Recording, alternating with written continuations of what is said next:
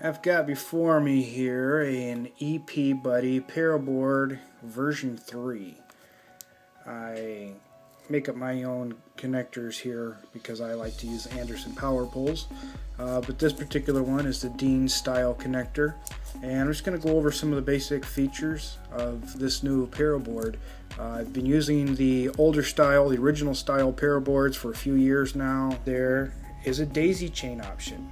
You can actually daisy chain several of these together. Looking at the top of this, it's quite a bit different than the original versions. First of all, there are fewer connectors here, and that's because they've used the real estate to put in these automotive blade style fuses. Each one of these fuses is 40 amps, so you have a 40 amp fuse on each individual port here, and this final one is a 50 amp fuse. But what we see on these little thermal fuses here is a fuse for every one of the balance connectors, and these are self-resetting fuses. In other words, the temperature trips them. If you simply unplug everything, let them cool down, they should reset themselves. They're not a consumable fuse, but they're a self-resetting fuse. I'm going to do a little bit of experimenting here with that real quick and see what happens, because I've actually burned up several connectors on some battery packs in the past.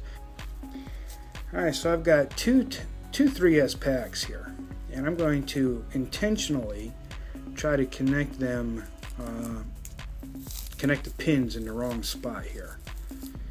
And you'll see I've got a 3S connection here, and I'm going to try and plug this one into a 4S connection but have it off on one pin.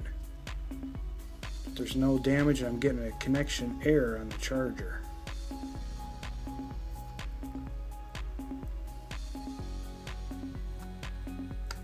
And I have not been able to get any kind of spark whatsoever.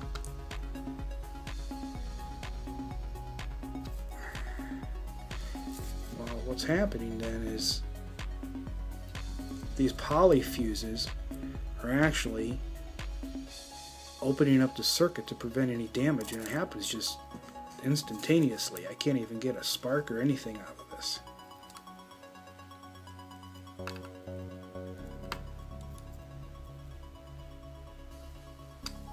Look at that. Absolutely no damage whatsoever.